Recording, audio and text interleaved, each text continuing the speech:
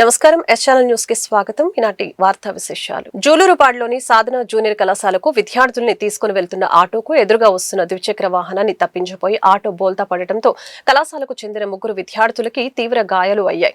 గాయాలు అయిన విద్యార్థుల్ని స్థానికులు చికిత్స నిమిత్తం మండల కేంద్రంలోని ప్రాథమిక ఆరోగ్య కేంద్రానికి తరలించగా ప్రథమ చికిత్స అనంతరం మెరుగైన చికిత్స కొరకు విద్యార్థుల్ని 108 వాహనంలో కొత్తగూడెం ఆసుపత్రికి తరలించారు.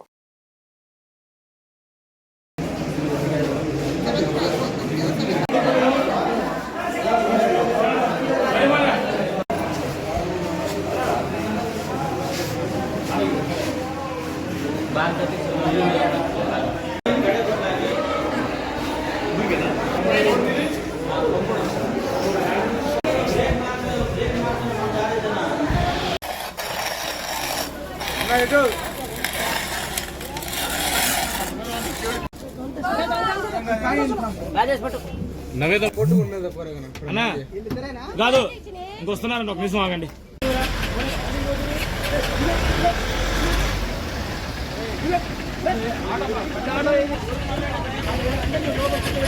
ఫోటో పెట్టాలి, అది ఆటో ఫోటో.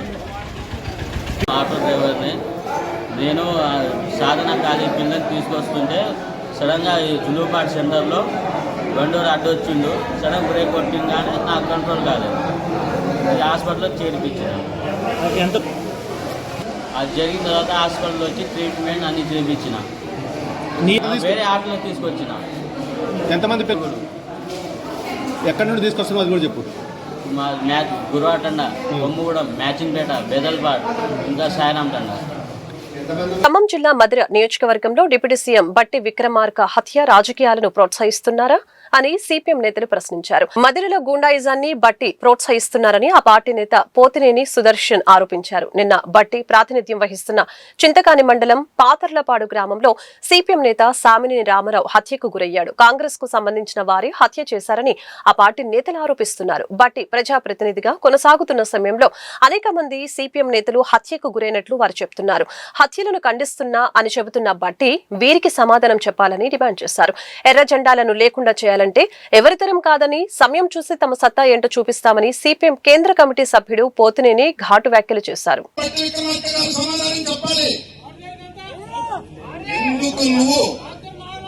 అధికార పార్టీగా ఉన్నప్పుడు ఎందుకు నువ్వు అధికార పార్టీలో మంత్రిగా డిప్యూటీ స్పీకర్ గా ఉన్నప్పుడు మీరు డిప్యూటీ స్పీకర్ గా ఉంటే మా అలవాల నాగేశ్వరరావు చచ్చిపోతాడు ఇదే మండలంలో, అలవాల శ్రీనివాసరావు. మీరు ఉప ముఖ్యమంత్రి అవుతారు, కాంగ్రెస్ పార్టీ అధికారంలోకి వస్తుంది, మా ఎర్రబెల్లి నాగేశ్వరరావుని చంపేస్తారు. మీరు ఉప ముఖ్యమంత్రిగా ఉన్నారు. ఇవాళ మా నాయకుడిని 75 సంవత్సరాల వయసు ఉన్నటువంటి మా నాయకుడిని మీ కాంగ్రెస్ పార్టీ కార్యకర్తలు పొట్టన పెట్టుకున్నారు దుర్మార్గంగా.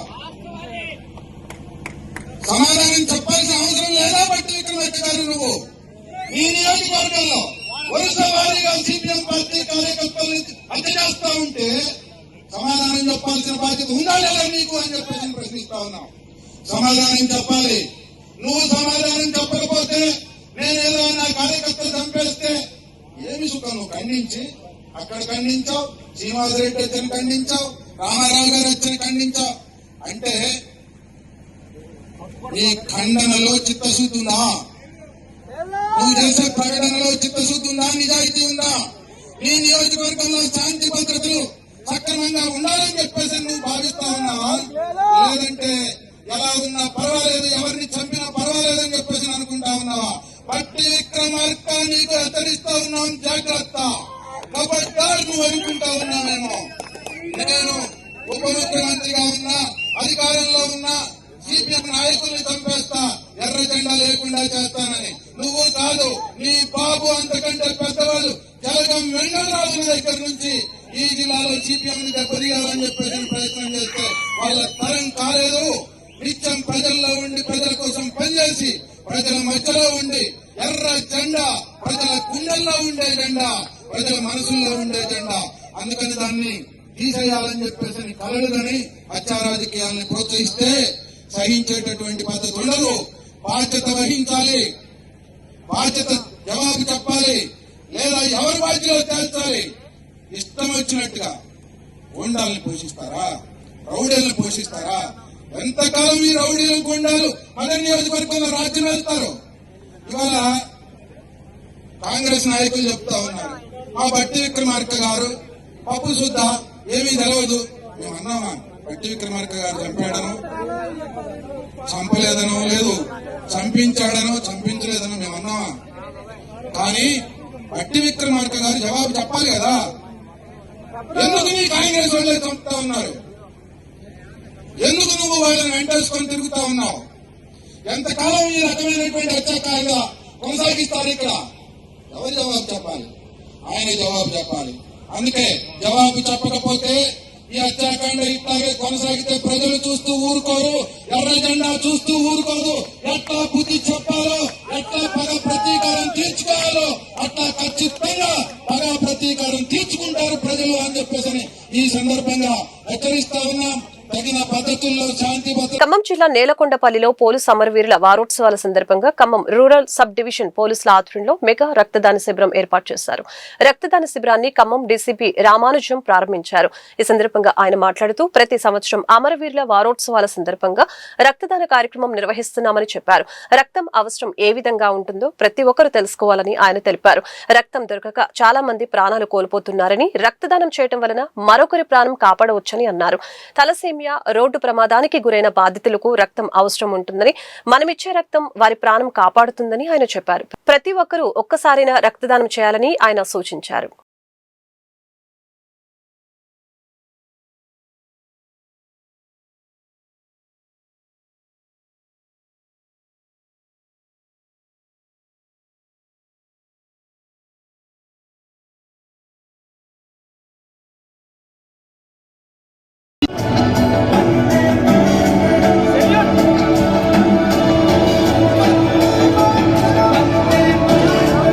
మూడు 4 రోజుల నుంచి కూడా వారి ఓపికతోటి ఇంత సక్సెస్ఫుల్ గా జరగడానికి మరి కృషితో పట్టుదలతోటి ఉన్నటువంటి మన ధన్యవాదాలు తెలియజేస్తాము. మరి సార్కి చేతుల మీదుగా వారికి చక్కని ఘన సన్మాన కార్యక్రమాన్ని కూడా ఏర్పాటు చేయడం జరిగింది కాబట్టి ప్రత్యేకంగా సార్ కూడా ధన్యవాదాలు ఏర్పాటు చేసి అదేవిధంగా భోజన సదుపాయాలు కూడా సహకరించినటువంటి భోజన సదుపాయానికి ఏర్పాటు చేసినటువంటి కిరణ్ గారికి మన సార్ తరపున, ఆంజనేయ సారు వారి పోలీస్ సిబ్బంది తరపున ఈనాటి కార్యక్రమంలో భాగం తిరుపతి రెడ్డి గారికి కూడా మనందరం కూడా ప్లీజ్ క్లాప్స్ తోటి ఈనాటి ఘన సన్మాన కార్యక్రమం పేరు పేరున ప్రత్యేక ధన్యవాదాలు తెలియజేస్తూ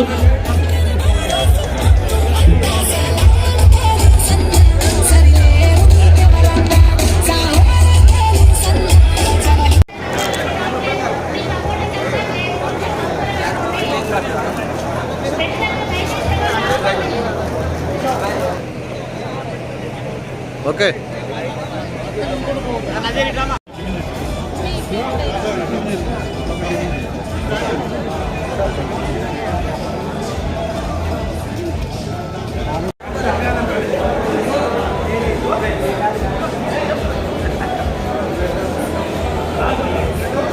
కొంచెం అక్కడ పార్కింగ్ కి అడ్డం ఉంది. కొద్దిసేపట్లో మన ముఖ్య అతిథులు సిపి గారు వస్తున్నారు కాబట్టి దానికి సంబంధించిన ప్రాణాలు కోల్పోతా ఉన్నారు.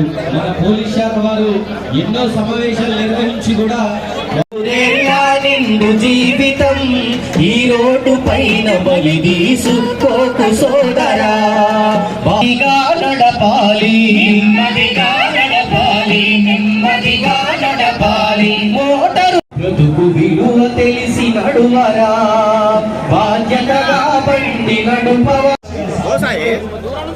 తలసేమియా వ్యాధులతో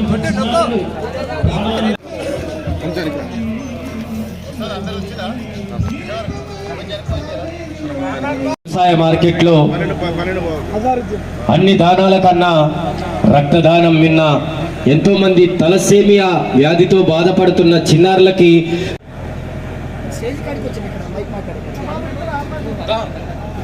మన స్థానిక సర్దార్ వల్లభాయ్ పటేల్ 150వ జయంతిని పురస్కరించుకుని కొత్తగూడెం సబ్ డివిజన్ పోలీస్ ఆధ్వర్యంలో రన్ ఫర్ యూనిటీ పేరుతో కొత్తగూడెంలో 2K రన్ నిర్వహించారు. పట్టణంలోని రైల్వే స్టేషన్ నుండి అండర్ బ్రిడ్జ్ బస్టాండ్ సెంటర్ మీదుగా పోస్టాఫీస్ సెంటర్ వరకు రన్ కొనసాగింది.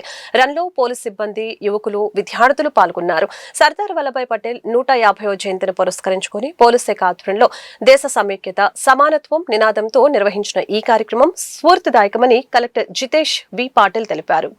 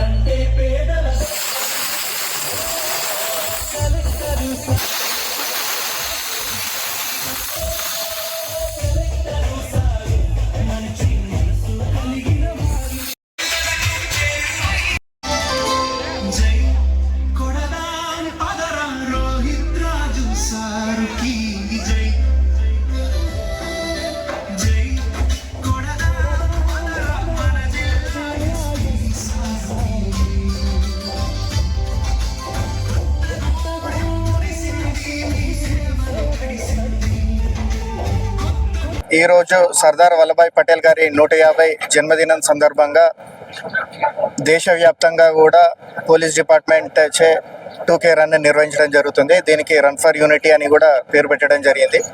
సో బేసికల్గా కూడా సర్దార్ వల్లభాయ్ పటేల్ గారు అంటేనే మనకు ఒక ఉక్కు మనిషి అని మనందరికీ తెలుసు.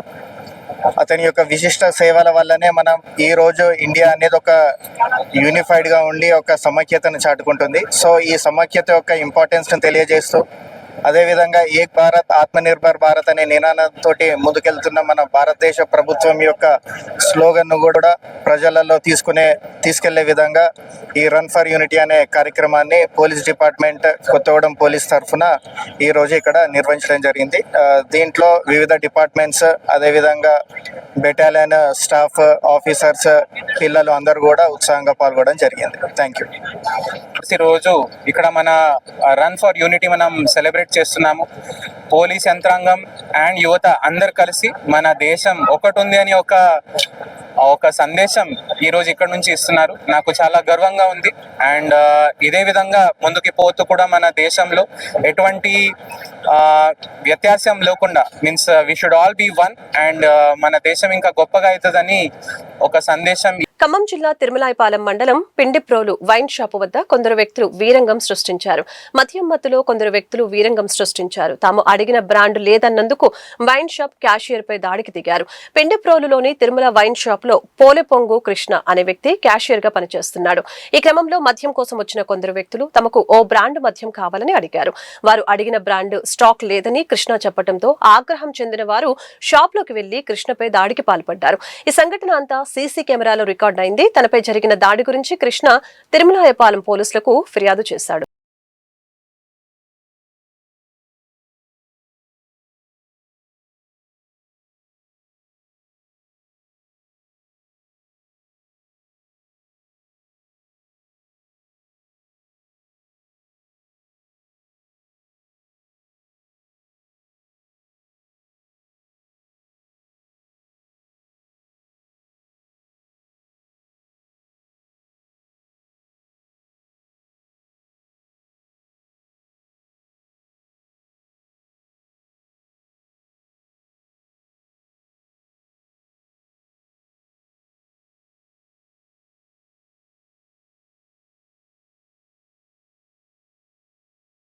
ఈ వార్తలు ఇంతటితో సమాప్తం. మరొక బులెటిన్లో మళ్ళీ కలుద్దాం. నమస్కారం.